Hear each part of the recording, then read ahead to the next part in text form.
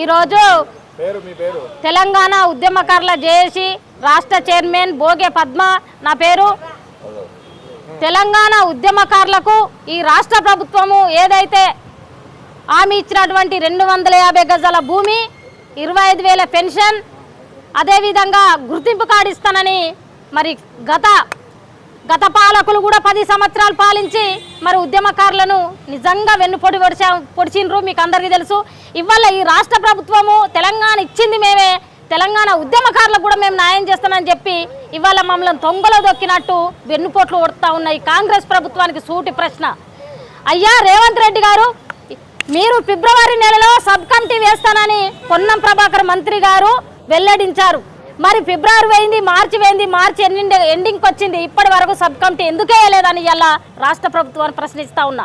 అదేవిధంగా తెలంగాణ ఉద్యమకారులు అంటే పిచ్చోళ్ళ కనబడతా ఉన్నారా? ఇవాళ తెలంగాణ రాష్ట్రాన్ని సాధించింది మేము కాదా? ఇవాళ తెలంగాణ రాష్ట్రాన్ని సాధిస్తే కదా మీరు ఇలా సీఎం పీఠలో కూర్చున్నారు. సబ్ కమిటీ వేయకుండా ఇవాళ నిర్లక్ష్యం చేస్తున్నా మీరు. మరి ఇవాళ ఇప్పటి వరకు అసెంబ్లీ సమావేశాలలో కూడా ఎక్కడ ఏ ఎమ్మెల్యే కూడా ఏ మంత్రి కూడా మరి ఉద్యమకారుల హక్కుల కోసం కానీ వాళ్ళ హామీల కోసం మాట్లాడకుంటే ఎంత బాధాకరం ఇది. కాబట్టి దీన్ని ఉద్దేశించి ఉద్యమకారులందరూ ఇలా కన్నెర్ర చేసిండ్రు. ఈ రాష్ట్రంలో ఉన్నటువంటి సంఘాలన్నీ ఏకమై 33 జిల్లాలలో ఉన్న ఉద్యమకారులందరం కూడా ఇలా ఈ నెల 30వ తారీఖు రోజు అసెంబ్లీ ముట్టడికి ఇలా పిలుపునిస్తా ఉన్నాం.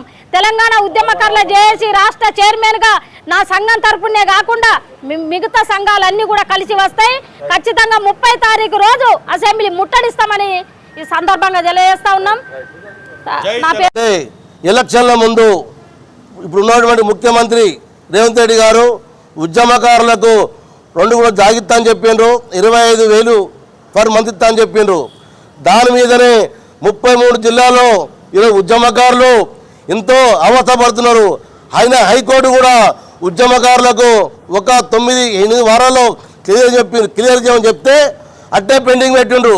మేము సోమవారం నాడు మాత్రం 30 తారీఖు నాడు తెలంగాణ 33 జిల్లాల నుంచి ఉద్యమకారులను ఏకమై అసెంబ్లీ ముట్టడిస్తాం, అవసరం పడితే అసెంబ్లీ అగ్గిపులోకి ఇస్తాం. మాకు ఏదున్నా సోమవారం వరకు మాకు తెలియజేయాలి. ఉద్యమకారుల పక్షాన ఎంత బాధపడుతుండ్రు, చనిపోయిన వాళ్ళు, బతుకున్న వాళ్ళు ఎంతోమంది ఉద్యమకారుల గోస కలిగి మీరు ప్రభుత్వంలో ఉండరు. మేము చెప్తున్నాం బాధ, మా బాధ ఉద్యమకారుల ఆవేదన బాధ చెప్తున్నాం. ఖబర్దార్, ప్రతి ముఖ్యమంత్రి ప్రతి మంత్రులు కూడా న్యాయం జరగాలని చెప్పి కోరుకుంటున్నాం. దీన్ని మాత్రం ఎంత పోలీసు పెట్టినా కూడా ఆపలేరు.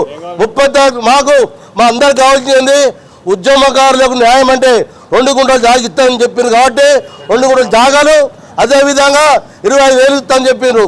దీని మీద మీరు స్పందించకుంటే హైకోర్టు స్పందించింది చేయమని చెప్పి మేము అడుగుతున్నాము. మీరు చేస్తామని చెప్పింది కాబట్టి మేము ప్రభుత్వానికి ఉద్యమకారులకు కాంగ్రెస్ పార్టీకి ఓటు వేసాము, గెలిపించాం. కానీ మర్చిపోయారు. మేము గుర్తు చేస్తున్నాం. ఖబర్దార్ కావాలి. జై తెలంగాణ. ఉద్యమకారు ఐక్యత.